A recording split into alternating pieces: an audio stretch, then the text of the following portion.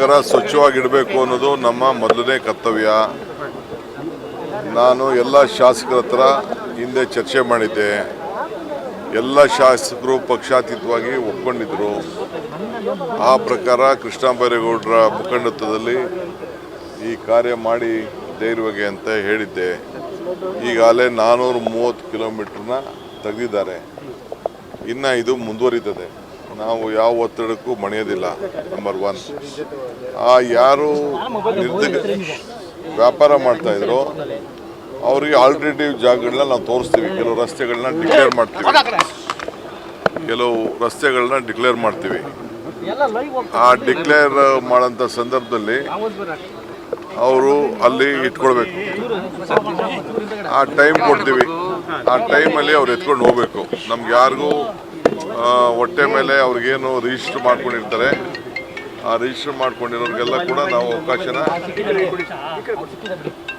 Register ಮಾಡ್ಕೊಂಡಿರೋರಿಗೆ ಅವಕಾಶವನ್ನು ನಾವು ಮಾಡಿಕೊಡ್ತೇವೆ. ಆಮೇಲೆ ಕೆಲವ್ರಿಗೆ ತಳ್ಳ ಗಾಡಿನೂ ವ್ಯವಸ್ಥೆ ಮಾಡಿಕೊಡ್ತೀವಿ. ಈಗಾಗಲೇ ಸುಮಾರು 30,000 ಜನಕ್ಕೆ ನಾವು ಮಾಡಬೇಕು ಅಂತ ವ್ಯವಸ್ಥೆ ಮಾಡಿದ್ದು. ಕೆಲವರು ಕೋರ್ಟ್ಗೆ ಹೋಗಿದ್ರು. ಇದು ಹಿಂದೆ BBMPಯಿಂದ ಆಗಿತ್ತು. ಇದು ಪ್ರತಿಯೊಂದು ಕಾರ್ಪೊರೇಷನ್ನೇ ಸಪ್ರೇಟ್ ಮಾಡಬೇಕು ಅಂತ ಅಸೋಸಿಯೇಷನ್ ಅವರು ಕೋರ್ಟ್ಗೆ ಹೋಗಿದ್ರು. ಅದು ಕೂಡ ನಾವು ಬೇಕಾದ್ರೆ ತಿರ್ಗಾ ಇನ್ನೊಂದು ಸತಿ ರಿವಿಸಿಟ್ ಮಾಡಿ ಅವಕಾಶ ಮಾಡಿಕೊಡ್ತೀವಿ. ಆದರೆ ಬೆಂಗಳೂರು ನಗರದಲ್ಲಿ ಸುಮಾರು 3 ವರ್ಷದಲ್ಲಿ ಸುಮಾರು 900 ಜನ ಈ ಥರ ಹೆಚ್ಚು ಕಮ್ಮಿ ಆಗಿ ಸತ್ತಿರೋದು ದಾಖಲೆ ಇದೆ. ಸುಪ್ರೀಂ ಕೋರ್ಟಲ್ಲೂ ಕೂಡ ನಮಗೆ ಇದರ ಬಗ್ಗೆ ಕಡಾಖಂಡಿತವಾಗಿ ಮಾರ್ಗದರ್ಶನವನ್ನು ಕೊಟ್ಟಿದೆ. ಜನರು ಕೂಡ ನನಗೆ 100 ಜನ ಡೈಲಿ ಈ ರೀತಿ ನಮಗೆ ಓಡಾಡೋಕ್ಕಾಗಲ್ಲ, ಜಾಗ ಇಲ್ಲ, ನಾವು ಮೇನ್ ರೋಡ್ ಬರಬೇಕು, ನಮಗೆ ಕೆಲವೆಲ್ಲ ವೆಹಿಕಲ್ಸ್ ಎಲ್ಲ ನಮಗೆ ಟಚ್ ಮಾಡ್ತದೆ, ಈ ಕಳ್ತನ, ಈ ಸ್ನ್ಯಾಚರ್ಸು, ಇವೆಲ್ಲ ಕತ್ತು ಸ್ನ್ಯಾಚರ್ಸ್ ಎಲ್ಲ ಬಂದು ನಾವು ರೋಡ್ ಪಕ್ಕದಲ್ಲಿ ಹೋಗ್ಬೇಕಾದ್ರೆ ಎತ್ಕೊಂಡು ಹೋಗ್ಬಿಡ್ತಾರೆ, ಇವೆಲ್ಲ ಅಂತೇಳಿ ಬೇಕಾದಷ್ಟು ನಮಗೆಲ್ಲ ಕಂಪ್ಲೇಂಟ್ ಬಂದಿತ್ತು. ಈ ದೃಷ್ಟಿಯಿಂದ ನಾವು ಕೆಲಸ ಮಾಡಿದ್ದೀವಿ. ನಮ್ಮ ಅಧಿಕಾರಿಗಳು ಕೂಡ ಒಳ್ಳೆ ಕೆಲಸ ಮಾಡ್ತಾಯಿದ್ದಾರೆ. ನಾವು ಅಧಿಕಾರಿಗಳು ಏನು ಕೃಷ್ಣ ಬೈರೇಗೌಡರ ಲೀಡರ್ಶಿಪ್ಪಲ್ಲಿ ಮಾಡ್ತಾಯಿದ್ದಾರೆ. ಸರ್ಕಾರ ಸಂಪೂರ್ಣವಾಗಿ ಪೊಲೀಸವರು ಎಲ್ಲ ಮಾಡ್ತಾರೆ. ಇನ್ನು ಮುಂದಕ್ಕೂ ಕೆಲ ಜಾಗಗಳೆಲ್ಲ ಇದೆ. ಟ್ರಾನ್ಸ್ಫಾರ್ಮರ್ಸು ಮಧ್ಯ ಇದೆ, ರೋಡ್ಗಳ ಮಧ್ಯೆ ಇದೆ. ಈ ವೈರ್ಗಳನ್ನ ಕೇಬಲ್ ವೈರ್ಗಳು ಕೂಡ ಭಾಳ FSRನಲ್ಲಿದೆ. ಆಮೇಲೆ ಈಗಾಗಲೇ ಅಬಂಡೆಂಟ್ ವೆಹಿಕಲ್ಸ್ ಕೂಡ ಇದೆ. ಇವತ್ತಿಂದ ಸ್ಟಿಕ್ಕರ್ ಹಾಕುವಂಥ ಕೆಲಸ ಮಾಡ್ತಾಯಿದ್ದೀವಿ. ಅವ್ರು ಖಾಲಿ ಮಾಡಿಕೊಂಡ್ರೆ ಸರಿ. ಅವ್ರು ಮಾಡಲಿಲ್ಲ ಅಂದ್ರೆ ಅದಕ್ಕೂ ಫೈನ್ ಕಟ್ಟಬೇಕಾಯ್ತದೆ. ನಾವು ಎತ್ಕೊಂಡೋಗಿ ಬೇರೆ ಕಡೆ ಅದನ್ನು ಅಬಂಡೆಂಟ್ ವೆಹಿಕಲ್ಸ್ನ ಆಕ್ಷನ್ ಮಾಡೋಂಥ ಕೆಲಸ ನಾವು ಮಾಡ್ತೀವಿ. ಯಾರು ರೋಡಲ್ಲಿ ಇಟ್ಕೊಂಡಿರೋದು ಬೇಡ. ಸೊ ಅದಕ್ಕೂ ಕೂಡ ಈಗ ಸದ್ಯಕ್ಕೆ ಒಂದು ಸ್ಟಿಕ್ಕರ್ ಹಾಕಿ ಎಷ್ಟು ದಿನ ಒಂದು ವಾರ ಟೈಮ್ ಕೊಟ್ಟು ಅದ್ರ ಮೇಲೆ ಒಂದು ಸ್ಟಿಕ್ಕರ್ ಇಟ್ಟಿರ್ತೀವಿ. ನಿನ್ನೆ ಎತ್ಕೊಂಡು ಹೋಗ್ತೀವಿ ಅಂತ ಹೇಳ್ತೀವಿ.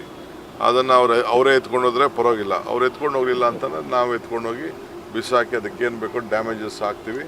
ಇಲ್ಲ ಅಂದರೆ ಆಕ್ಷನ್ಗೆ ಹಾಕ್ತೀವಿ. ಫುಟ್ಪಾತ್ಗಳ ಮೇಲೆ ಎಲ್ಲವೂ ಕೂಡ ತೆರವಾಗಿದೆ. ಒಂದಿಷ್ಟು ID ಕಾರ್ಡ್ ಕೊಟ್ಟವರಿಗೂ ಕೂಡ ತೆರವು ಮಾಡಿದ್ದಾರೆ.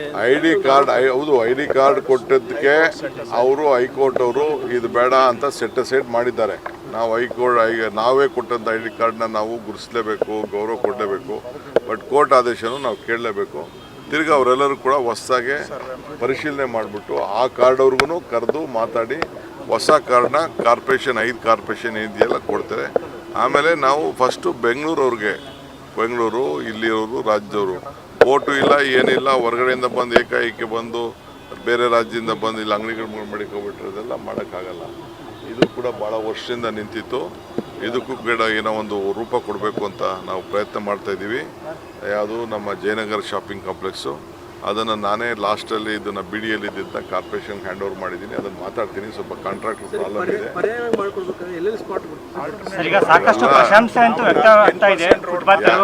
ಯಾರು ಒಬ್ಬರು ಮಾತಾಡ್ತೀನಿ. ಸಾಕಷ್ಟು ಪ್ರಶಂಸೆಗಂತೂ ಒಳಪಡಿ ಫುಟ್ಪಾತ್ ತೆರವು. ಆದರೆ ಅಲ್ಲಿ ಬೀದಿ ವ್ಯಾಪಾರ ಮಾಡ್ತಿದ್ದೆ ಅಂತ ನಮ್ಮ